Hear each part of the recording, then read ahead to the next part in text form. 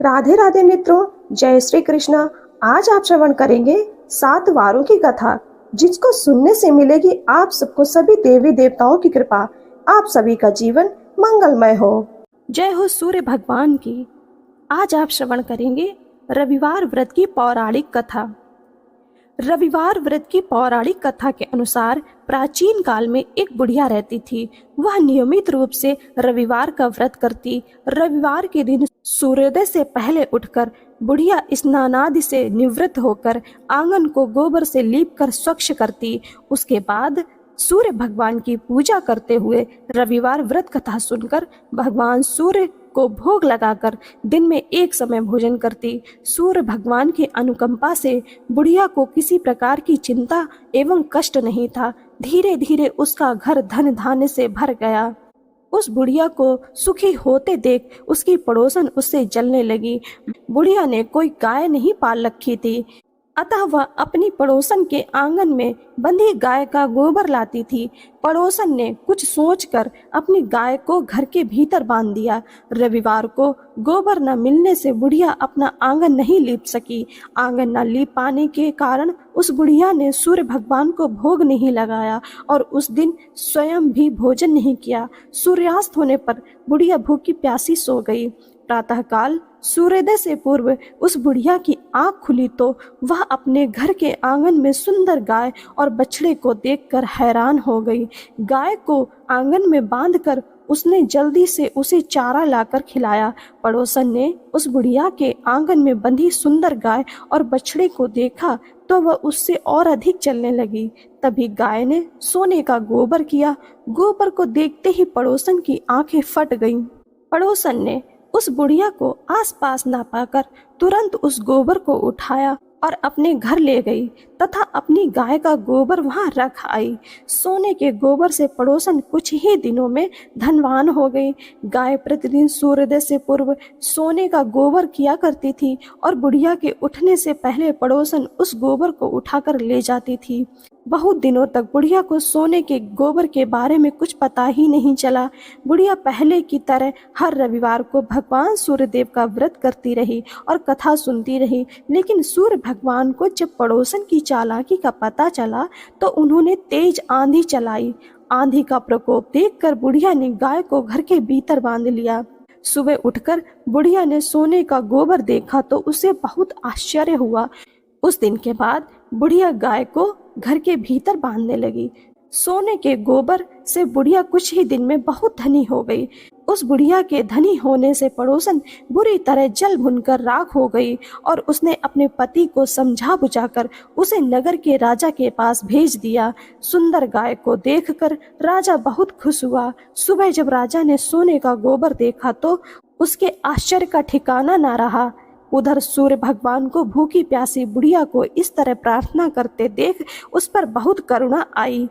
उसी रात सूर्य भगवान ने राजा को सपने में कहा, राजन, बुढ़िया की गाय व बछड़ा तुरंत लौटा दो, नहीं तो तुम पर विपत्तियों का पहाड़ टूट पड़ेगा, तुम्हारा महल नष्ट हो जाएगा। सूर्य भगवान के स्वप्न से बुरी तरह भयभीत राजा ने प्रातः उठते ही गाय और बछड़ा बुढ़िया को लौटा दिया। राजा ने बहुत सा धन देकर बुढ़िया से अपनी गलती की क्षमा मांगी। राजा ने पड़ोसन और उसके पति को उनकी इस दुष्टता के लिए दंड दिया। फिर राजा ने पूरे राज्य में घोषणा करा दी कि सभी स्त्री पुरुष रविवार का व्रत किया करे। रविवार का व्रत करने से सभी लोगों के घर धन धान्य से भर गए। चारों ओर खुशहाली छा गई। स्त्री पुरुष सुखी जीवन यापन करने लगे तथा सभी लोगों के शारीरिक कष्ट दूर हो गए। जय हो सूर्य भगवान की। ओम नमः शिवाय। श्रोताओं, आज सोमवार के व्रत में जरूर सुने ये कथा, मिलेगी शिव पार्वती की कृपा। सोमवार का दिन भगवान शंकर को समर्पित है। आज के दिन भक्त भोलेनाथ को प्रसन्न करने के लिए विशेष पूजा अर्चना करते हैं। कुछ लोग आज के दिन व्रत भी रखते हैं ताकि शिव जी की विशेष कृपा प्राप्त की जा सके। बाबा भोलेनाथ के आशीर्वाद के लिए आप भी सोमवार का व्रत कर सकते हैं। तो शिव व्रत कथा को पढ़कर या सुनकर इस उपवास को पूरा करें। सोमवार का दिन भगवान शंकर को समर्पित है। नारद पुराण के अनुसार सोमवार व्रत में व्यक्ति को प्रातः स्नान करके शिव जी को जल और बेलपत्र चढ़ाना चाहिए तथा शिव गौरी जी की पूजा करनी चाहिए। शिव पूजन के बाद सोमवार व्रत कथा सुननी चाहिए। इसके बाद केवल एक समय ही भोजन करना चाहिए। साधारण रूप से सोमवार का व्रत दिन के तीसरे प्रहर तक होता है, मतलब शाम तक रखा जाता है। सोमवार व्रत 3 प्रकार का होता है: प्रति सोमवार व्रत, सौम्य प्रदोष व्रत और 16 सोमवार का व्रत होता है। इन सभी व्रतों के लिए एक ही विधि होती है। तो श्रोताओं, आइए श्रवण करते हैं सोमवार व्रत की महान कथा। एक समय की बात है, किसी नगर में एक साहूकार रहता था। उसके घर में धन की कोई कमी नहीं थी, लेकिन उसकी कोई संतान नहीं थी। इस कारण वह बहुत दुखी था। पुत्र प्राप्ति के लिए वह प्रत्येक सोमवार व्रत रखता था, पर पूरी श्रद्धा के साथ शिव मंदिर जाकर भगवान शिव और पार्वती जी की पूजा किया करता था।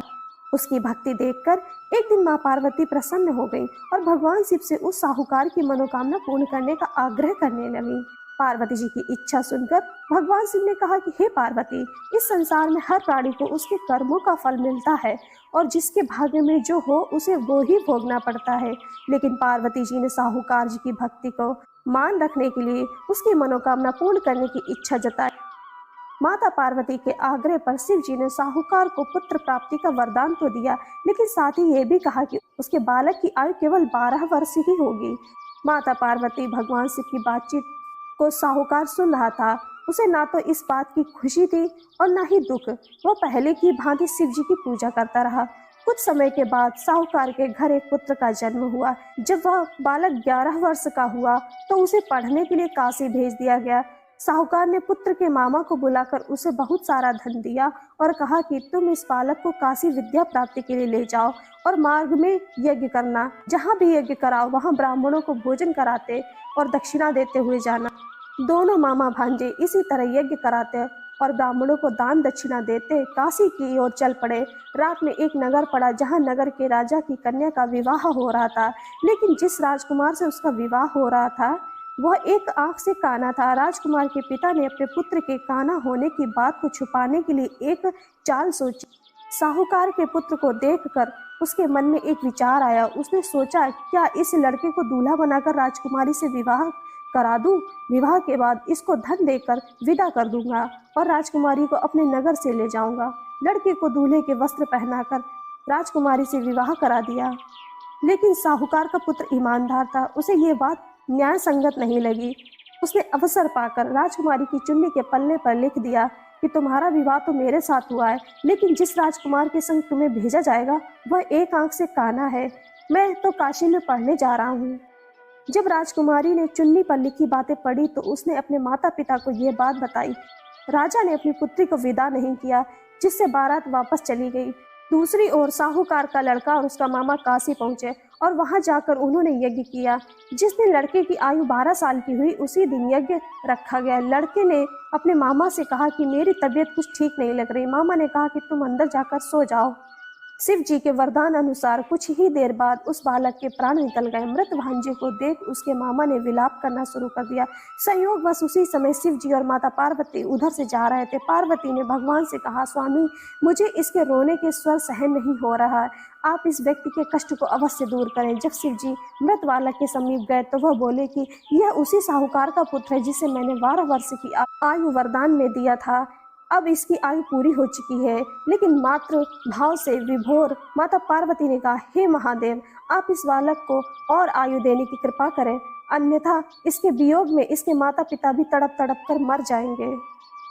माता पार्वती के आग्रह पर भगवान शिव ने उस लड़के को जीवित होने का वरदान दिया। शिव जी की कृपा से यह लड़का जीवित हो गया।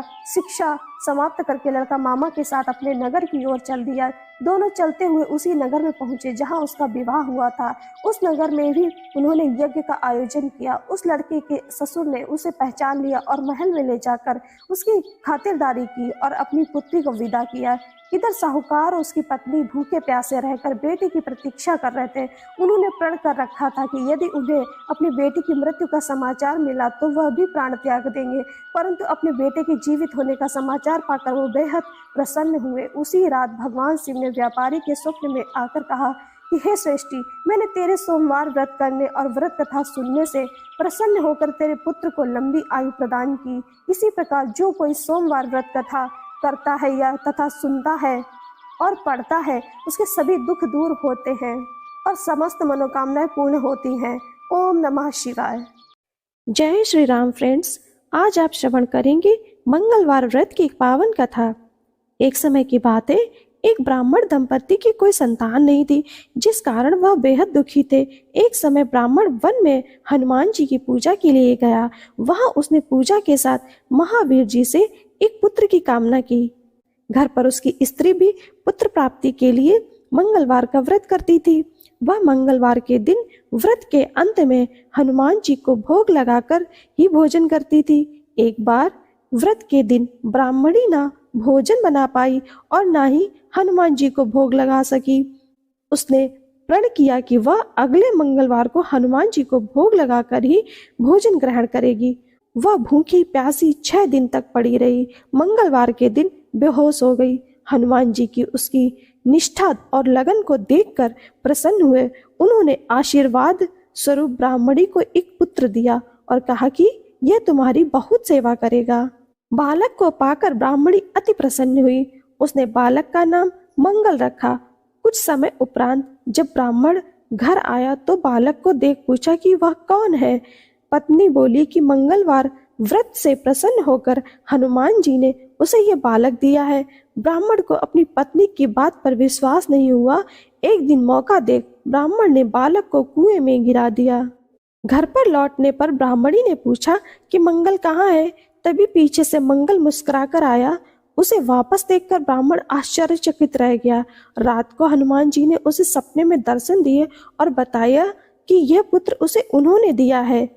ब्राह्मण सत्य जानकर बहुत खुश हुआ। इसके बाद ब्राह्मण दंपत्ति प्रत्येक मंगलवार को व्रत रखने लगे। जो मनुष्य मंगलवार का व्रत कथा को पढ़ता या सुनता है और नियम से व्रत रखता है, उसे हनुमान जी की कृपा से सब कष्ट दूर हो जाते हैं, सर्व सुख प्राप्त होता है और हनुमान जी की दया के पात्र बनते हैं। जय श्री राम, जय हो हनुमान जी की। राधे राधे मित्रों, जय श्री कृष्ण। आज आप श्रवण करेंगे बुधवार के दिन सुने जाने वाली गणेश व्रत की कथा। सनातन धर्म में किसी भी शुभ कार्य को करने से पहले भगवान श्री गणेश की पूजा की जाती है। हिंदू धर्म में किसी भी काम का शुभारंभ करने से पहले श्री गणेशाय नमः लिखा जाता है। इसके अलावा भगवान श्री गणेश को सभी देवी देवताओं में प्रथम पूज्य माना जाता है। ग्रंथों और पुराणों में इसके पीछे भिन्न भिन्न कारण बताए गए हैं। हालांकि सभी में उन्हें सबसे पहले पूजा जाने वाले देवता ही कहा जाता है।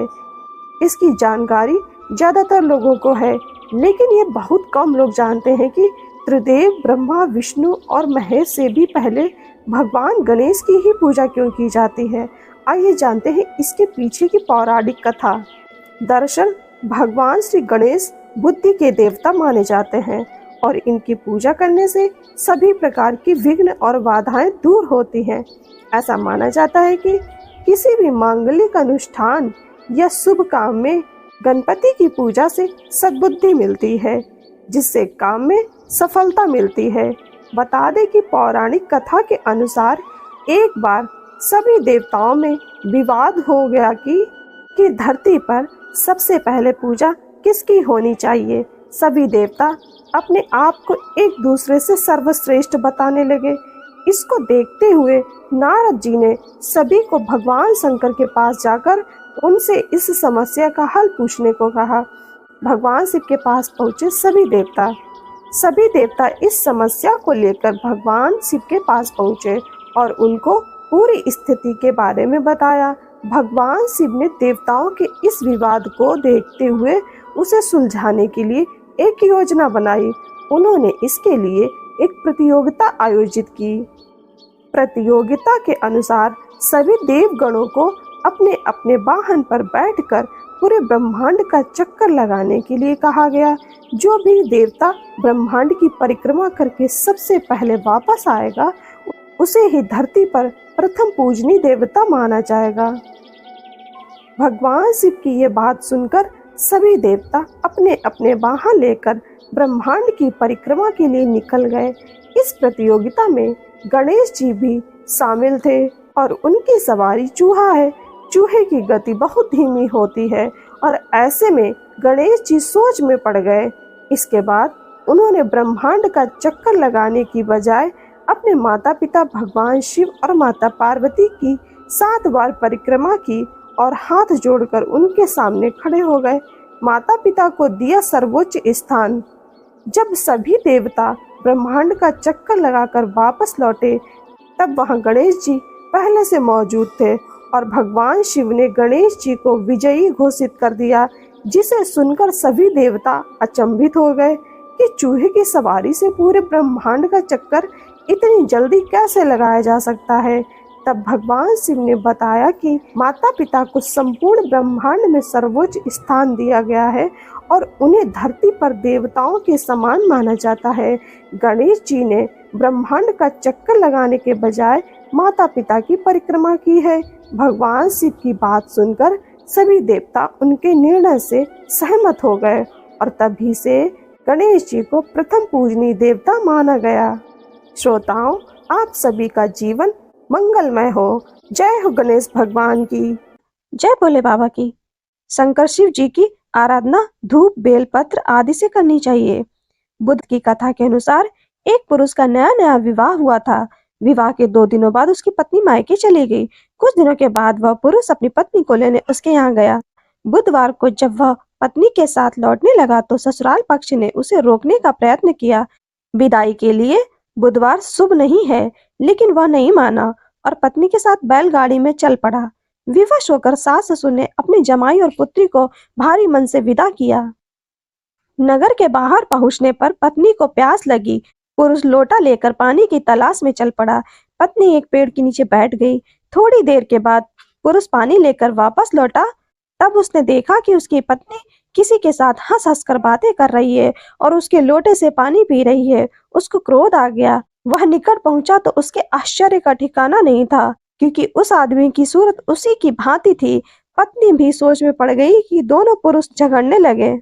धीरे धीरे वहां काफी भीड़ एकत्रित हो गई और सिपाही भी आ गए। हम शक्ल आदमियों को देख वे भी आश्चर्य में पड़ गए। उन्होंने स्त्री से पूछा उसका पति कौन है। वो भी सोच में पड़ गई। तब वह पुरुष शंकर भगवान से प्रार्थना करने लगा कि हे भगवान, हमारी रक्षा करें। मुझसे बड़ी भूल हुई है। मैंने सास ससुर की बात नहीं मानी और बुधवार को पत्नी को विदा करा लिया। मैं भविष्य में ऐसा कदापि नहीं करूंगा। जैसे ही उसकी प्रार्थना पूरी हुई, दूसरा पुरुष अंतर्ध्यान हो गया। पति पत्नी सकुशल अपने घर पहुंच गए। जय भोले बाबा की। ओम नमो भगवते वासुदेवाय नमः। श्रोताओं, आपका जीवन मंगलमय हो। श्रोताओं, आज आप श्रवण करेंगे गुरुवार व्रत की कथा। बृहस्पतिवार का दिन भगवान विष्णु को समर्पित है। कहते हैं कि जो व्यक्ति हर गुरुवार भगवान विष्णु की पूजा करता है और गुरुवार की कथा सुनता है, गुरु बृहस्पति की और भगवान विष्णु की कृपा से उनकी सभी परेशानियां दूर हो जाती हैं। लेकिन गुरुवार की व्रत की कथा और पूजा के कुछ नियम हैं जिनका बड़ी ही सावधानी से पालन करना चाहिए। आइए जानते हैं गुरुवार के व्रत कथा और व्रत से जुड़े नियम। गुरुवार व्रत पूजा कथा में कई ऐसी बातें बताई गई हैं जिन्हें मनुष्य को ध्यानपूर्वक अपनाना चाहिए। कहते हैं कि जो व्यक्ति श्रद्धा भाव से गुरुवार को भगवान विष्णु की पूजा करता है और गुरुवार व्रत की कथा कहता है और सुनता है, उसकी गरीबी और कष्ट को भगवान विष्णु दूर कर देते हैं। जीवन में सुख समृद्धि के लिए गुरुवार के दिन आप भी इस गुरुवार व्रत कथा को सुने या पढ़ें। बृहस्पतिवार के दिन सूर्योदय से पहले उठें और नित्य कर्म से निवृत्त होकर पीले रंग के वस्त्र पहने। उसके बाद पूरे घर में गंगा जल छिड़कें। इसके बाद पूजा घर में श्री हरि विष्णु की मूर्ति या चित्र स्थापित करें। फिर पीले रंग के गंध पुष्प और अक्षत चढ़ाएं। इसके बाद चना गुड़ और मुनक्का चढ़ाकर विधि विधान से पूजन विधि शुरू करें। इसके बाद मंत्रों का जाप करें। इसके बाद व्रत की कथा पढ़ें। कथा पढ़ने के बाद केले के पेड़ में जल चढ़ाएं। मंत्रोच्चार के बाद बृहस्पतिवार व्रत की कथा पढ़ें। यह इस प्रकार है कि प्राचीन समय की बात है, भारतवर्ष में एक राजा राज्य करता था। वह बड़ा प्रतापी और दानी था। वह नित्य गरीबों और ब्राह्मणों की सेवा सहायता करता था। प्रतिदिन मंदिर में भगवान दर्शन करने जाता था, लेकिन यह बात उसकी रानी को अच्छी नहीं लगती थी। वह ना ही पूजन करती थी और ना ही दान करने में उसका मन लगता था। एक दिन राजा शिकार खेलने वन को गए हुए थे, तो रानी और दासी महल में अकेली थी। उसी समय बृहस्पति देव साधु भेष में राजा के महल में भिक्षा के लिए गए और भिक्षा मांगी, तो रानी ने भिक्षा देने से मना कर दिया। रानी ने कहा कि हे साधु महाराज, मैं तो दान पुण्य से तंग आ गई हूँ। इस कार्य के लिए मेरे पतिदेव ही बहुत हैं। अब आप ऐसी कृपा करें कि सारा धन नष्ट हो जाए तथा मैं आराम से रह सकूं। साधु ने कहा, देवी तुम तो बड़ी अजीब हो। धन और संतान से कौन दुखी होता है? इसकी तो सभी कामना करते हैं। पापी भी पुत्र और धन की इच्छा करते हैं। अगर तुम्हारे पास अधिक धन है तो भूखे मनुष्यों को भोजन कराओ, प्याऊ लगवाओ, ब्राह्मणों को दान दो, कुआं, तालाब, बावड़ी, बाग, बगीचे आदि का निर्माण कराओ, मंदिर, पाठशाला, धर्मशाला बनवाकर दान दो, निर्धनों की कुमारी कन्याओं का विवाह कराओ, साथ ही यज्ञ आदि कर्म करो, अपने धन को शुभ कार्यों में खर्च करो। ऐसा करने से तुम्हारा नाम परलोक में सार्थक होगा एवं स्वर्ग की प्राप्ति होगी। लेकिन रानी पर उपदेश का कोई प्रभाव नहीं पड़ा। वह बोली, महाराज मुझे ऐसे धन की आवश्यकता नहीं है जिसको मैं अन्य लोगों को दान दूं, जिसको रखने और संभालने में ही मेरा सारा समय नष्ट हो जाए। अब आप ऐसी कृपा करें कि सारा धन नष्ट हो जाए तथा मैं आराम से रह सकूं। साधु ने उत्तर दिया कि यदि तुम्हारी ऐसी इच्छा है तो जैसा मैं तुम्हें बताता हूँ तुम वैसा ही करना। बृहस्पतिवार को घर को गोबर से लीपना, अपने केसों को पीली मिट्टी से धोना, राजा से कहना वह बृहस्पतिवार को हजामत बनवाए, भोजन में मांस मदिरा खाना और कपड़ा धोबी के यहाँ धुलने डालना। ऐसा करने से 7 बृहस्पतिवार में ही आपका सारा धन नष्ट हो जाएगा। इतना कहकर वह साधु महाराज वहां से अंतर ध्यान हो गए। इसके बाद रानी ने वही किया जो साधु ने बताया। 3 बृहस्पतिवार ही बीते थे कि उसका समस्त धन संपत्ति नष्ट हो गया और भोजन के लिए राजा रानी तरसने लगे। तब एक दिन राजा ने रानी से कहा कि तुम यहाँ पर रहो, मैं दूसरे देश में चाकरी के लिए चला जाऊं, क्योंकि यहाँ पर उसे सभी मनुष्य जानते हैं, इसलिए कोई कार्य नहीं कर सकता। देश चोरी परदेश भीख बराबर है। ऐसा कहकर राजा परदेश चला गया। वहाँ पर जंगल को जाता और लकड़ी काट कर लाता और शहर में बेचता। इस तरह जीवन व्यतीत करने लगा। इधर राजा के बिना रानी और दासी दुखी रहने लगी। किसी दिन भोजन मिलता और किसी दिन जल पीकर ही रह जाती।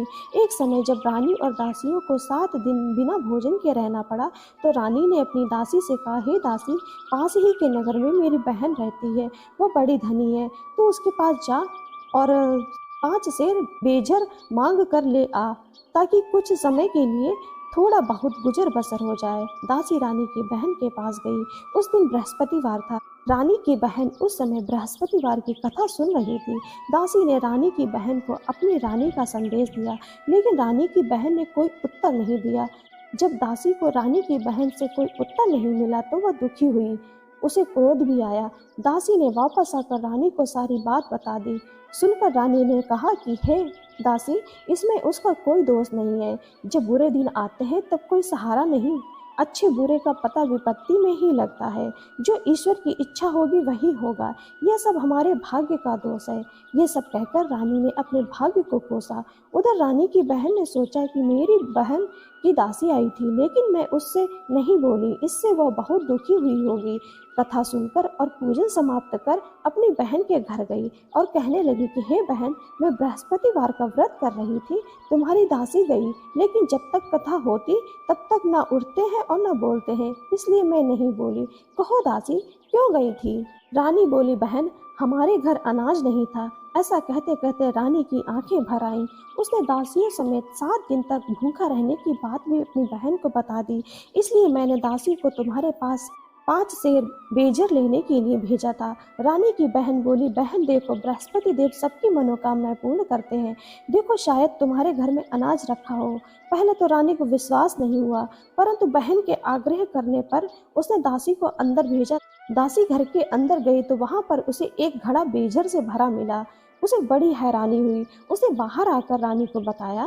दासी रानी से कहने लगी कि हे रानी, जब हमको भोजन नहीं मिलता है तो हम व्रत ही तो करते हैं, इसलिए क्यों ना इनसे व्रत और कथा की विधि पूछ ली जाए, हम भी व्रत किया करेंगे। दासी के कहने पर रानी ने अपनी बहन से बृहस्पति व्रत के बारे में पूछा।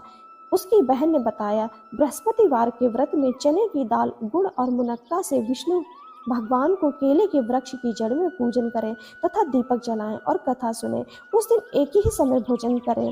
भोजन में पीले खाद्य पदार्थ का सेवन करें, इससे गुरु भगवान अवश्य प्रसन्न होते हैं। अन्न पुत्र और धन वरदान देते हैं, साथ ही सभी मनोकामनाएं पूर्ण करते हैं। व्रत और पूजन की विधि बताकर रानी की बहन अपने घर लौट आई। रानी और दासी दोनों ने निश्चय किया कि बृहस्पति देव भगवान का पूजन जरूर करेंगे। 7 रोज बाद जब बृहस्पतिवार आया तो उन्होंने व्रत रखा, घुड़साल में जाकर चना और गुड़ बीन लाई और तथा उसकी दाल से केले की जड़ तथा विष्णु भगवान का पूजन किया। अब पीला भोजन कहाँ से आए? दोनों बड़ी दुखी हुई, परंतु उन्होंने व्रत किया था, इसलिए बृहस्पति देव भगवान प्रसन्न थे।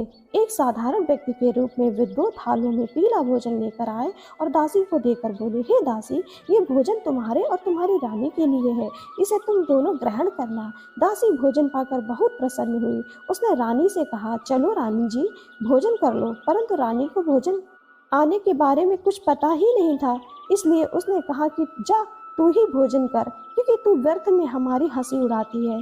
तब दासी ने कहा, एक व्यक्ति भोजन दे गया है। तब रानी ने कहा, व्यक्ति तेरे लिए ही भोजन दे गया है, तू ही भोजन कर।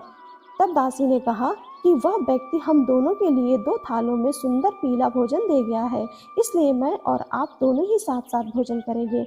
यह सुनकर रानी बहुत प्रसन्न हुई और दोनों ने गुरु भगवान को नमस्कार कर भोजन किया।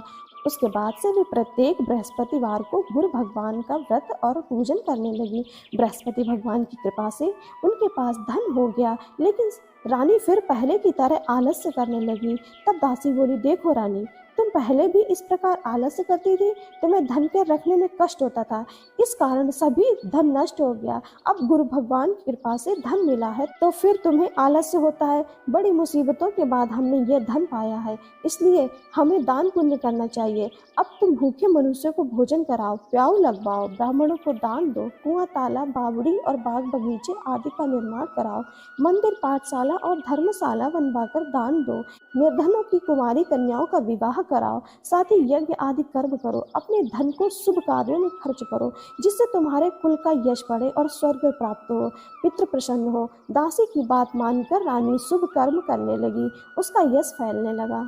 एक दिन रानी और दासी आपस में विचार करने लगे कि न जाने राजा किस दशा में होंगे, उनकी कोई खोज खबर भी नहीं है। उन्होंने श्रद्धा पूर्वक बृहस्पति भगवान से प्रार्थना की, राजा जहाँ कहीं भी हो शीघ्र वापस आ जाएं। उस रात्रि को बृहस्पति देव ने राजा को स्वप्न में कहा कि हे राजा, उठ, तेरी रानी तुझको याद करती है, अपने देश लौट आ। राजा प्रातःकाल उठा और जंगल से लकड़ी काटने के लिए जंगल की ओर चल पड़ा। जंगल से गुजरते हुए विचार करने लगा कि रानी की गलती से उसे कितने दुख भोगने पड़े। राजपाट छोड़कर जंगल में आकर रहना पड़ा, जंगल से लकड़ी काटकर शहर में बेचकर गुजारा करना पड़ा और अपनी दशा को याद करके व्याकुल होने लगा। उसी समय राजा के पास बृहस्पति देव साधु के वेश में आकर बोले, लकड़हारे, तुम इस सुनसान जंगल में किस चिंता में बैठे हो, मुझे बताओ। यह सुन राजा के नेत्रों में जल भरा आया। साधु की वंदना कर राजा ने अपनी संपूर्ण कहानी सुना दी। महात्मा दयालु होते हैं। वे राजा से बोले, हे राजा, तुम्हारी पत्नी ने बृहस्पति देव के प्रति अपराध किया था, जिसके कारण तुम्हारी यह दशा हुई। अब तुम चिंता मत करो, भगवान तुम्हें पहले से अधिक धन देंगे। देखो, तुम्हारी पत्नी ने बृहस्पतिवार का व्रत शुरू कर दिया है। अब तुम भी बृहस्पतिवार के व्रत में चने की गुड़ दाल और मुनक्का से भगवान विष्णु का केले के वृक्ष की जड़ में पूजन करो तथा दीपक जलाकर कथा सुनो। उस दिन एक ही समय भोजन करना, लेकिन भोजन में पीले खाद्य पदार्थ का सेवन जरूर करना। भगवान तुम्हारी सब मनोकामनाओं को पूर्ण करेंगे। साधु की बात सुनकर राजा बोला, हे प्रभु, लकड़ी बेचकर तो इतना पैसा भी नहीं बचता जिससे भोजन के उपरांत कुछ बचा सकूं। मैंने रात्रि में अपनी रानी को व्याकुल देखा था। मेरे पास कोई साधन नहीं है जिससे उसका समाचार जान सकूं। फिर मैं कौन सी कहानी कहूं, यह भी मुझको मालूम नहीं है। साधु ने कहा, हे राजा, मन में बृहस्पति भगवान के पूजन व्रत का निश्चय करो, वे स्वयं तुम्हारे लिए कोई राह बना देंगे। बृहस्पतिवार के दिन तुम रोजाना की तरह लकड़ियां लेकर शहर में जाना। तुम्हें रोज से 2 गुना धन मिलेगा, जिससे तुम भली भांति भोजन कर लोगे तथा बृहस्पति देव की पूजा का सामान भी आ जाएगा। राजा ने ऐसा ही किया और उसको मनोवांछित फल की प्राप्ति हो गई। इस प्रकार जो भी यह कथा पढ़ता या सुनता है, उसके सभी मनोरथ पूरे होते हैं। जय हो बृहस्पति देव की। जय हो माता लक्ष्मी जी की। वैभव लक्ष्मी व्रत की महिमा व कथा। फ्रेंड्स, आज हम श्रवण करेंगे माता वैभव लक्ष्मी जी की व्रत की महिमा व कथा। पूजा उपासना तो जैसे भारतवासियों की सांसों में बसा हुआ है। शायद ही ऐसा कोई दिन गुजरता होगा जब कोई खास पूजा का संयोग न बनता हो। सप्ताह के हर दिन के अनुसार भी विशेष पूजा का विधान है। शुक्रवार को माँ लक्ष्मी देवी का व्रत रखा जाता है। इसे वैभव लक्ष्मी व्रत भी कहा जाता है। इस व्रत को स्त्री या पुरुष कोई भी कर सकता है। इस व्रत को करने से उपासक को धन और सुख समृद्धि की प्राप्ति होती है। घर परिवार में लक्ष्मी माँ का वास बनाए रखने के लिए भी यह व्रत उपयोगी है। इस दिन स्त्री पुरुष लक्ष्मी जी की पूजा करते हुए सफ़ेद फूल, सफ़ेद चंदन आदि से पूजा करते हैं। खीर से माता लक्ष्मी जी को भोग लगाकर प्रसाद ग्रहण करते हैं। इस व्रत के दिन उपासक को एक समय भोजन करना चाहिए। अगर कोई व्यक्ति माता वैभव लक्ष्मी जी का व्रत करने के साथ ही लक्ष्मी श्री यंत्र को स्थापित कर उसकी नियमित रूप से पूजा करता है, तो उसके व्यापार में वृद्धि होती है और धन में बढ़ोतरी होती है। माता वैभव लक्ष्मी की व्रत कथा। किसी शहर में अनेक लोग रहते थे। सभी अपने कामों में लगे रहते थे। किसी को किसी की परवाह नहीं थी। भजन कीर्तन, भक्ति भाव, दया माया, परोपकार जैसे संस्कार कम हो गए थे। शहर में बुराइयां बढ़ गई थी। शराब, जुआ, रेस, व्यभिचार, चोरी डकैती वगैरह बहुत से गुनाह शहर में होते थे। इनके बावजूद शहर में कुछ अच्छे लोग भी रहते थे। ऐसे ही लोगों में शीला और उनके पति की गृहस्थी मानी जाती थी। शीला धार्मिक प्रकृति और संतोषी स्वभाव वाली थी। उनका पति भी विवेकी और सुशील था। शीला और उसका पति कभी किसी की बुराई नहीं करते थे और प्रभु भजन में अच्छी तरह समय व्यतीत करते थे। समय के साथ शहर के लोग उनकी गृहस्थी की सराहना करते थे। देखते ही देखते समय बदल गया। शीला का पति बुरे लोगों से दोस्ती कर बैठा। अब वह जल्द से जल्द करोड़पति बनने के ख्वाब देखने लगा, इसलिए वह गलत रास्ते पर चल पड़ा। फलस्वरूप वह रोडपति बन गया, यानी रास्ते पर भटकते भिखारी जैसी ही उसकी हालत हो गई थी। शराब, जुआ, रेस, चरस, गांजा वगैरह बुरी आदतों में शीला का पति भी फंस गया। दोस्तों के साथ उसे भी शराब की आदत हो गई। इस प्रकार उसने अपना सब कुछ रेस जुए में गंवा दिया। शीला को पति के बर्ताव से बहुत दुख हुआ, किंतु वह भगवान पर भरोसा कर सब कुछ सहने लगी। वह अपना अधिकांश समय प्रभु भक्ति में बिताने लगी। अचानक एक दिन दोपहर को उनके द्वार पर किसी ने दस्तक दी। शीला ने द्वार खोला तो देखा कि एक माँझी खड़ी हुई है।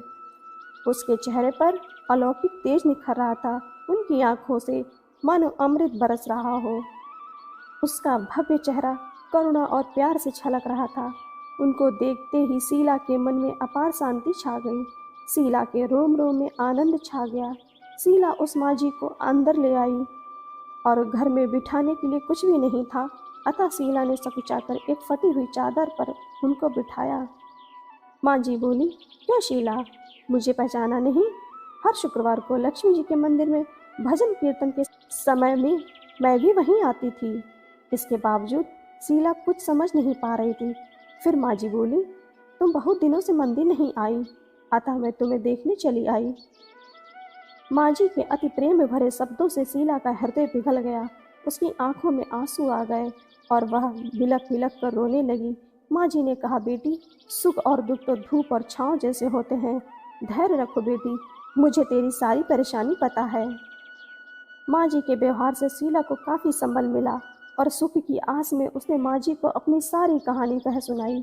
कहानी सुनकर माँझी ने कहा, कर्म की गति न्यारी होती है।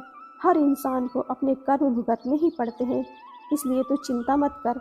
अब तू कर्म भुगत चुकी है, अब तुम्हारे सुख के दिन अवश्य आएंगे। तू तो माँ लक्ष्मी जी की भक्त है। माँ लक्ष्मी जी को तो प्रेम और करुणा के अवतार हैं। वे अपने भक्तों पर हमेशा ममता बनाए रखती हैं। इसलिए तू धैर्य रख कर माँ लक्ष्मी जी का व्रत कर, इससे सब कुछ ठीक हो जाएगा। शीला के पूछने पर माँ जी ने उसे व्रत की सारी विधि बताई। माँ जी ने कहा, बेटी, माँ लक्ष्मी जी का व्रत बहुत सरल है। उसे वरद लक्ष्मी व्रत भी कहा या वैभव लक्ष्मी व्रत भी कहा जाता है। यह व्रत करने वाले की सब मनोकामना पूर्ण होती है। वह सुख संपत्ति और यश प्रदान करता है। शीला यह सुनकर आनंदित हो गई। शीला ने संकल्प करके आंखें खोली तो सामने कोई न था। यह विस्मित हो गई कि माँ जी कहाँ गई। शीला को तत्काल समझते देर न लगी कि माँ जी और कोई नहीं, साक्षात माता लक्ष्मी ही थी। दूसरे दिन शुक्रवार था। सवेरे स्नान करके स्वच्छ कपड़े पहनकर शीला ने माँ जी द्वारा बताई गई विधि से पूरे मन से व्रत किया। आखिर में प्रसाद वितरण हुआ। यह प्रसाद पहले पति को खिलाया। प्रसाद खाते ही पति के स्वभाव में फर्क पड़ गया। उस दिन से उसने शीला को मारा नहीं, सताया भी नहीं।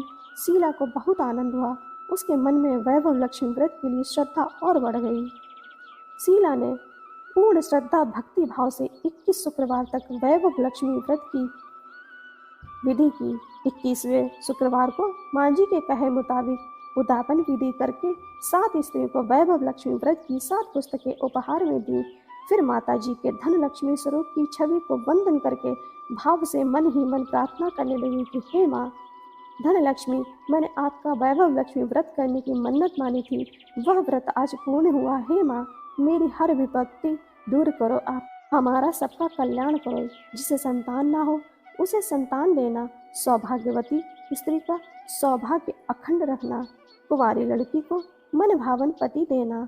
जो आपका यह चमत्कारी वैभव लक्ष्मी व्रत करे उनकी सब विपत्ति दूर करना, सभी को सुखी करना। हे माँ, आपकी महिमा अपार है। ऐसा बोलकर लक्ष्मी जी ने धन लक्ष्मी स्वरूप की छवि को प्रणाम किया। व्रत के प्रभाव से शीला का पति अच्छा आदमी बन गया और कड़ी मेहनत करके व्यवहार करने लगा। उसने तुरंत शीला के गिरवी रखे गहने छुड़ा लिए। घर में धन की बाढ़ सी आ गई। घर में पहले जैसी सुख शांति छा गई। वैभव लक्ष्मी व्रत का प्रभाव देखकर मोहल्ले की दूसरी स्त्रियां विधि पूर्वक वैभव लक्ष्मी व्रत करने लगी। जय हो माँ वैभव लक्ष्मी की। जय हो संतोषी माता की। श्रोताओं, आज आप श्रवण करेंगे माता संतोषी की व्रत कथा। शुक्रवार के दिन माँ संतोषी का व्रत पूजन किया जाता है। इस पूजा के दौरान माता की आरती, पूजन तथा अंत में माता की कथा सुनी जाती है। आइए जाने शुक्रवार के दिन की जाने वाली संतोषी माता व्रत कथा। एक बुढ़िया थी, उसके 7 बेटे थे। 6 कमाने वाले थे जबकि एक निकम्मा था। बुढ़िया 6 बेटों की रसोई बनाती, भोजन कराती और उनसे जो कुछ जूठन बचती वह 7वें को दे देती। एक दिन वह पत्नी से बोला, देखो मेरी माँ को मुझ पर कितना प्रेम है। वह बोली, क्यों नहीं, सबका जूठा जो तुमको खिलाती है। वह बोला, ऐसा नहीं हो सकता, मैं जब तक आंखों से ना देख लूं मान नहीं सकता। बहू हंसकर बोली, देख लोगे तब तो मानोगे। कुछ दिन बाद त्योहार आया। घर में 7 प्रकार के भोजन और चूरमे के लड्डू बने। वह जांचने के लिए सिर दुखने का बहाना कर पतला वस्त्र सिर पर ओढ़े रसोई घर में सो गया। वह कपड़े में से सब देखता रहा। 6 भाई भोजन करने आए। उसने देखा माँ ने उसके लिए सुंदर आसन बिछाया, नाना प्रकार की रसोई परोसी और आग्रह करके उन्हें जमाया। वह देखता रहा। 6 भोजन करके उठे तब माँ ने उनकी झूठी थालियों में से लड्डुओं के टुकड़े उठाकर एक लड्डू बनाया। जूठन साफ कर बुढ़िया माँ ने उसे पुकारा, बेटा 6 भाई भोजन कर गए, अब तू ही बाकी है, उठ, तू कब खाएगा। वह कहने लगा, माँ मुझे भोजन नहीं करना, मैं परदेश जा रहा हूँ। माँ ने कहा, कल जाता हो तो आज चला जा। वह बोला, हाँ माँ आज ही जा रहा हूँ। यह कहकर वह घर से निकल गया। 7वें बेटे का परदेश जाना। चलते समय पत्नी की याद आ गई। वह गौशाला में कंडे उपले थाप रही थी। वहां जाकर बोला, हम जावे परदेश आवेंगे कुछ काल, तुम रहियो संतोष से धर्म अपनो पाल। वह बोली, जाओ पिया आनंद से हमारो सोच हटाए, राम भरोसे हम रहे ईश्वर तुम्हें सहाय। 2 निशानी आपन देख धरू मैं धीर, सुधि मति हमारी बिसारियो रखियो मन गंभीर। वह बोला, मेरे पास तो कुछ नहीं है, ये अंगूठी है सो ले लो और अपनी कुछ निशानी मुझे दे दो। वह बोली, मेरे पास क्या है, यह गोबर भरा हाथ है। यह कहकर उसकी पीठ पर गोबर के हाथ की थाप मार दी। वह चल दिया। चलते चलते दूर देश पहुंचा। परदेश में नौकरी। वहां एक साहूकार की दुकान थी।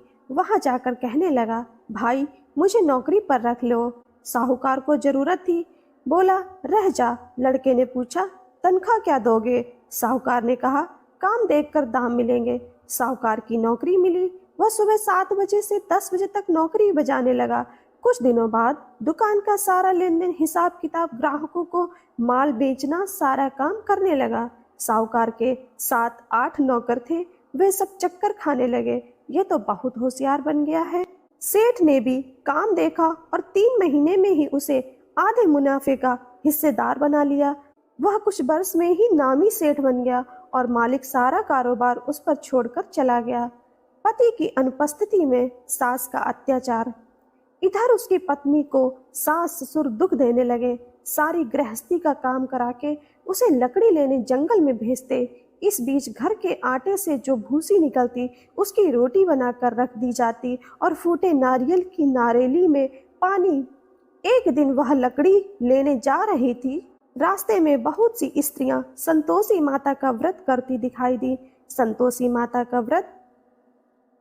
वह वहां खड़ी होकर कथा सुनने लगी और पूछा, बहनों तुम किस देवता का व्रत करती हो और उसके करने से क्या फल मिलता है? यदि इस व्रत का विधान मुझे समझा कर कहोगे तो मैं तुम्हारा बड़ा एहसान मानूंगी।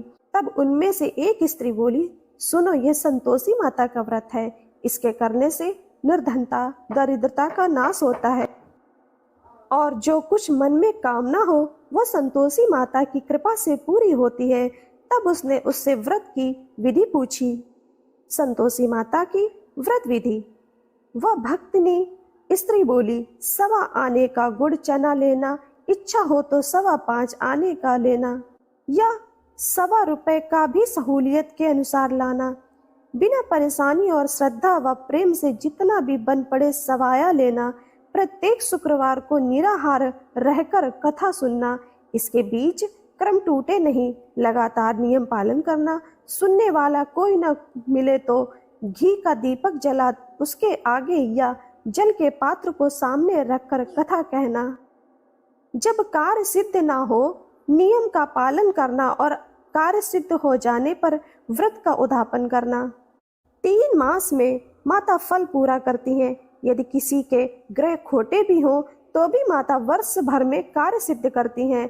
फल सिद्ध होने पर उद्यापन करना चाहिए, बीच में नहीं। उद्यापन में 2.5 सेर आटे का खाजा तथा इसी परिमाण से खीर तथा चने का साग करना। 8 लड़कों को भोजन कराना। जहाँ तक मिले देवर जेठ भाई बंधु के हों, ना मिले तो रिश्तेदारों के और पास पड़ोसियों को बुलाना। उन्हें भोजन करा यथाशक्ति दक्षिणा दे। माता का नियम पूरा करना। उस दिन घर में खटाई न खाना। यह सुन बुढ़िया के लड़के की बहू चल दी। व्रत का प्रण करना और मां संतोषी का दर्शन देना। रास्ते में लकड़ी के बोझ को बेच दिया और उन पैसों से गुड़ चना ले माता के व्रत की तैयारी कर आगे चली और सामने मंदिर देखकर पूछने लगी, यह मंदिर किसका है? सब कहने लगे, संतोषी माता का मंदिर है। यह सुनकर माता के मंदिर में जाकर चरणों में लौटने लगी। दीन हो विनती करने लगी, माँ मैं कपट अज्ञानी हूँ, व्रत के कुछ भी नियम नहीं जानती, मैं दुखी हूँ। हे माता जगत जननी मेरा दुख दूर कर, मैं तेरी शरण में हूँ। माता को दया आई। एक शुक्रवार बीता की दूसरे को उसके पति का पत्र आया और तीसरे शुक्रवार को उसका भेजा हुआ पैसा आ गया। यह देख जेठ चिठानी मुंह सिकोड़ने लगे। लड़के ताने देने लगे। काकी के पास पत्र आने लगे, रुपया आने लगा। अब तो काकी की खातिर बढ़ेगी। बेचारी सरलता से कहती, मैया कागज आवे रुपया आवे, हम सब के लिए अच्छा है। ऐसा कहकर आंखों में आंसू भरकर संतोषी माता के मंदिर में आ मातेश्वरी के चरणों में गिरकर रोने लगी। माँ मैंने तुमसे पैसा कब मांगा है? मुझे पैसे से क्या काम? मुझे तो अपने सुहाग से काम है। मैं तो अपने स्वामी के दर्शन मांगती हूँ। तब माता ने प्रसन्न होकर कहा, जा बेटी तेरा स्वामी आएगा। यह सुनकर खुशी से बावली होकर घर में जा काम करने लगी। अब संतोषी माँ विचार करने लगी, इस भोली पुत्री को मैंने कह तो दिया कि तेरा पति आएगा, लेकिन कैसे? वह तो इसे स्वप्न में भी याद नहीं करता। उसे याद दिलाने को मुझे ही जाना पड़ेगा। इस तरह माता जी उस बुढ़िया के बेटे के पास जा स्वप्न में प्रकट हो कहने लगी, साहूकार के बेटे सो रहा है या जागता है? वह कहने लगा, माता सोता भी नहीं जागता भी नहीं, कहो क्या आज्ञा है? माँ कहने लगी, तेरे घर बार कुछ है कि नहीं? वह बोला, मेरे पास सब कुछ है, माँ बाप है, बहू है, क्या कमी है? माँ बोली, भोले पुत्र, तेरी बहू घोर कष्ट उठा रही है, तेरे माँ बाप उसे परेशानी दे रहे हैं, वह तेरे लिए तरस रही है, तू उसकी सुध ले। वह बोला, हाँ माता जी, यह तो मालूम है, परंतु जाऊं तो कैसे? परदेश की बात है, लेन देन का कोई हिसाब नहीं, कोई जाने का रास्ता नहीं, कैसे चला जाऊं? माँ कहने लगी, मेरी बात मान, सवेरे नहा धोकर संतोषी माता का नाम ले, घी का दीपक जला, दंडवत कर दुकान पर जा बैठ। देखते देखते सारा लेन देन चुक जाएगा, जमा का माल बिक जाएगा, सांझ होते होते धन का भारी ढेर लग जाएगा। वह नहा धोकर संतोषी माता को दंडवत घी का दीपक जला दुकान पर जा बैठा। थोड़ी देर में देने वाले रुपया लाने लगे, लेने वाले हिसाब लेने लगे। कोठे में भरे सामान के खरीदार नकद दाम दे सौदा करने लगे। शाम तक धन का सारा भारी ढेर लग गया। मन में माता का नाम ले चमत्कार देख प्रसन्न हो घर ले जाने के वास्ते गहना कपड़ा सामान खरीदने लगा। यहाँ काम से निपट तुरंत घर को रवाना हुआ। उधर उसकी पत्नी जंगल में लकड़ी लेने जाती है। लौटते वक्त माता जी के मंदिर में विश्राम करती है। वह तो उसके प्रतिदिन रुकने का जो स्थान ठहरा। धूल उड़ती देख वह माता से पूछती, हे माता, ये धूल कैसे उड़ रही है? माता कहती कि हे पुत्री, तेरा पति आ रहा है, अब तो ऐसा कर, लकड़ियों के 3 बोझ बना ले, एक नदी के किनारे रख और दूसरा मेरे मंदिर पर व तीसरा अपने सिर पर। तेरे पति को लकड़ियां का गट्ठर देख मोह पैदा होगा, वह यहाँ रुकेगा, नाश्ता पानी खाकर माँ से मिलने आएगा। अब तू लकड़ियों का बोझ उठाकर जाना और चौक में गट्ठर डालकर जोर से आवाज लगाना, लो सासू जी, लकड़ियों का गट्ठर लो, भूसी की रोटी दो, नारियल के खेपड़े में पानी दो, आज मेहमान कौन आया है?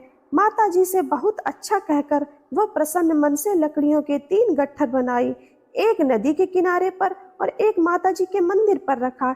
इतने में मुसाफिर आ पहुंचा। सूखी लकड़ी देख उसकी इच्छा उत्पन्न हुई कि हम यहीं पर विश्राम करें और भोजन बनाकर खा पीकर गांव जाएं।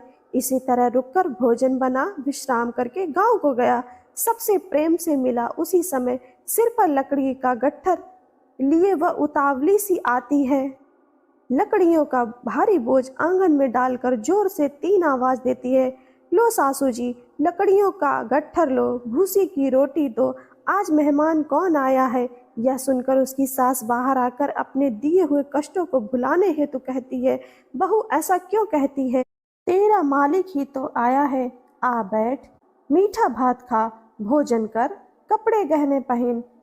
उसकी आवाज सुन उसका पति बाहर आता है। अंगूठी देख व्याकुल हो जाता है। माँ से पूछता है, माँ ये कौन है? माँ बोली, बेटा ये तेरी बहू है, जब से तू गया है तब से सारे गांव में भटकती फिरती है, घर का कामकाज कुछ नहीं करती, 4 पहर आकर खा जाती है। वो बोला, ठीक है माँ, मैंने इसे भी देखा और तुम्हें भी, अब दूसरे घर की ताली दो, उसमें रहूंगा। माँ बोली, ठीक है, जैसी तेरी मर्जी। तब वह दूसरे मकान की 3री मंजिल का कमरा खोल सारा सामान जमाया। एक दिन मैं राजा के महल जैसा ठाट बाट बन गया। अब क्या था, बहुत सुख भोगने लगी। इतने में शुक्रवार आया। शुक्रवार व्रत के उद्यापन में हुई भूल किया खटाई का इस्तेमाल। पति बोला, खुशी से कर लो। वह उद्यापन की तैयारी करने लगी। जिठानी के लड़कों को भोजन के लिए कहने गई। उन्होंने मंजूर किया, परंतु पीछे से जिठानी ने अपने बच्चों को सिखाया, देखो भोजन के समय खटाई मांगना, जिससे उसका उद्यापन पूरा ना हो। लड़के झीमने आए। खीर खाना पेट भर खाया, परंतु बाद में खाते ही कहने लगे, हमें खटाई दो, खीर खाना हमको नहीं भाता, देखकर अरुचि होती है। वह कहने लगी, भाई खटाई किसी को नहीं दी जाएगी, यह तो संतोषी माता का प्रसाद है। लड़के उठ खड़े हुए, बोले पैसा लाओ। भोली बहू कुछ जानती नहीं थी, उन्हें पैसे दे दिए। लड़के उसी समय हट करके इमली खटाई ले खाने लगे। यह देखकर बहू पर माता जी ने कोप किया। राजा के दूत उसके पति को पकड़ कर ले गए। जेठ जिठानी के मन माने वचन कहने लगे, लूट लूट कर धन इकट्ठा कर लाया है, अब सब मालूम पड़ जाएगा जब जेल की मार खाएगा। बहू से यह सहन नहीं हुआ। माँ संतोषी से मांगी माफी। रोती हुई माता जी के मंदिर गई, कहने लगी, हे माँ तुमने क्या किया? हंसाकर अब भक्तों को रुलाने लगी। माता बोली, बेटी तूने उद्यापन करके मेरा व्रत भंग किया है। वह कहने लगी, माता मैंने कुछ अपराध किया है, मैंने तो भूल से लड़कों को पैसे दे दिए थे, मुझे क्षमा करो, मैं फिर तुम्हारा उद्यापन करूंगी। माँ बोली, अब भूल मत करना। वह कहती है, अब भूल नहीं होगी, अब बतलाओ वे कैसे आवेंगे? माँ बोली, जा पुत्री, तेरा पति तुझे रास्ते में आता मिलेगा। वह निकली, राह में पति आता मिला। वह पूछी, कहाँ गए थे? वह कहने लगा, इतना धन जो कमाया है उसका टैक्स राजा ने मांगा था, वह भरने गया था। वह प्रसन्न हो बोली, भला हुआ, अब घर को चलो। कुछ दिन बाद फिर शुक्रवार आया, फिर किया व्रत का उद्यापन। वह बोली, मुझे फिर माता का उद्यापन करना है। पति ने कहा, करो। बहू फिर जेठ के लड़कों को भोजन को कहने गई। जेठानी ने एक दो बातें सुनाई और सब लड़कों को सिखाने लगी, तुम सब लोग पहले ही खटाई मांगना। लड़के भोजन से पहले कहने लगे, हमें खीर नहीं खानी, हमारा जी बिगड़ता है, कुछ खटाई खाने को दो। वह बोली, खटाई किसी को नहीं मिलेगी, आना हो तो आओ। वह ब्राह्मण के लड़के लाकर भोजन कराने लगी। यथाशक्ति दक्षिणा की जगह एक एक फल उन्हें दिया। संतोषी माता प्रसन्न हुई। संतोषी माता का फल माता की कृपा होते ही नवमे मास में उसके चंद्रमा के स्थान पर सुंदर पुत्र प्राप्त हुआ। पुत्र को पाकर प्रतिदिन माता जी के मंदिर को जाने लगी। माँ ने सोचा, यह रोज आती है, आज क्यों ना इसके घर चलूं। यह विचार कर माता ने भयानक रूप बनाया। गुड़ चने से सना मुख, ऊपर सूंड के समान होठ, उस पर मक्खियां भिन भिन कर रही थी। देहली पर पैर रखते ही उसकी सास चिल्लाई, देखो रे कोई चुड़ैल डाकिन चली आ रही है, लड़कों इसे भगाओ नहीं तो किसी को खा जाएगी। लड़के भगाने लगे, चिल्लाकर खिड़की बंद करने लगे। बहू रोशनदान से देख रही थी, प्रसन्नता से पगली बन चिल्लाने लगी, आज मेरी माता जी मेरे घर आई हैं। वह बच्चों को दूध पीने से हटाती है। इतने में सास का क्रोध फट जाता है। वह बोली, क्या उतावली हुई है, बच्चे को पटक दिया। इतने में माँ के प्रताप से लड़के ही लड़के नजर आने लगे। वह बोली, माँ मैं जिसका व्रत करती हूँ यह संतोषी माता है। सबने माता जी के चरण पकड़ लिए और विनती करने लगी कि हे माता, हम मूर्ख हैं, अज्ञानी हैं, तुम्हारे व्रत की विधि हम नहीं जानते, व्रत भंग कर हमने बड़ा अपराध किया है, जग माता आप हमारा अपराध क्षमा करें। इस प्रकार माता प्रसन्न हुई। बहू को प्रसन्न हो जैसा फल दिया वैसा माता सबको दे, जो पढ़े उसका मनोरथ पूर्ण हो। बोलो संतोषी माता की जय। हरे कृष्ण श्रोताओं, आज आप श्रवण करेंगे शनिवार व्रत की कथा। जाने कैसे विक्रमादित्य पर आ गए संकट के बादल। शनिदेव को ग्रहों का राजा कहा जाता है। भगवान भोलेनाथ ने इन्हें न्याय की देवता की उपाधि दी है। जो लोग शनिवार का व्रत करते हैं उनको पूजा के समय शनिवार व्रत कथा का श्रवण करना चाहिए। शनिदेव को ग्रहों का राजा कहा जाता है। भगवान भोलेनाथ ने इन्हें न्याय के देवता की उपाधि दी है। शनिदेव को बहुत जल्दी क्रोध आता है। इसी क्रोध की वजह से पिता सूर्य से इनकी नाराजगी बनी रहती है। इनके क्रोध से सभी बचने की कोशिश करते हैं, वरना व्यक्ति पर मुसीबतों का पहाड़ टूट पड़ता है। इसलिए इन्हें प्रसन्न करने के लिए शनिवार व्रत रखा जाता है। व्यक्ति शनि दोष से बचने और उसे शांत रखने के लिए अनेक उपाय करते हैं। शनि कृपा से व्यक्ति को सुख और वैभव की प्राप्ति होती है। जो लोग शनिवार का व्रत करते हैं उनको पूजा के समय शनि व्रत कथा का श्रवण करना चाहिए। एक बार सभी 9 ग्रह सूर्य, चंद्र, मंगल, बुध, बृहस्पति, शुक्र, शनि, राहु और केतु में बहस हो गई, कौन सबसे बड़ा है। आपस में लड़ने के बाद सभी देवराज इंद्र के पास पहुंच गए। इंद्र असमंजस्य की स्थिति में निर्णय नहीं दे पाए, परंतु उन्होंने सभी ग्रहों को सुझाव दिया कि पृथ्वी पर राजा विक्रमादित्य इसका फैसला कर सकते हैं, क्योंकि वो बहुत ही न्यायप्रिय राजा हैं। सभी पृथ्वी पर राजा विक्रमादित्य के पास गए और अपने आने का कारण बताया। राजा उनकी समस्याओं को सुनकर बहुत परेशान हो गए। उनका चिंतित होना लाजमी था, क्योंकि जिसको भी किसी से छोटा बताया तो वही गुस्सा कर जाएगा। राजा के काफी सोच विचार के बाद उन्हें एक उपाय सूझा। उन्होंने सुवर्ण, रजत, कांस्य, पीतल, सीसा, रांगा, जस्ता, अभ्रक और लोहे से 9 सिंहासन का निर्माण करवाया। उन्हें उपर्युक्त क्रम में रख दिया गया। सबसे निवेदन किया गया कि क्रमानुसार सिंहासन पर आसन ग्रहण करें। शर्त रखा गया कि जो सबसे अंतिम में सिंहासन पर आसन ग्रहण करेगा वही सबसे छोटा माना जाएगा, जिसकी वजह से शनिदेव सबसे बाद में आसन प्राप्त कर सके और सबसे छोटे कहलाए। क्रोध के आवेश में आकर शनिदेव ने सोचा कि राजा ने यह सब जानबूझकर किया। कुपित होकर राजा से कहा कि राजा, तू मुझे नहीं जानता। सूर्य एक राशि में 1 महीना रहता है, चंद्रमा 2.25 महीने 2 दिन, मंगल 1.5 महीना, बृहस्पति 13 महीने, बुध और शुक्र 1-1 महीने विचरण करते हैं, लेकिन मैं 2.5 से 7.5 साल तक रहता हूँ। मैंने बड़े बड़े का विनाश किया है। श्री राम की 7.5 आने पर उन्हें जंगल जंगल भटकना पड़ा और रावण के आने पर लंका को बंदरों की सेना से परास्त होना पड़ा। क्रोधित शनिदेव ने राजा से कहा कि अब आपको सावधान रहने की जरूरत है। इतना कहकर शनिदेव कुपित अवस्था में वहां से चले गए। समय गुजरता गया और कालचक्र का पहिया घूमते हुए राजा की 7.5 आ ही गई। तब शनिदेव घोड़ों का सौदागर बनकर राजा के राज्य में गए।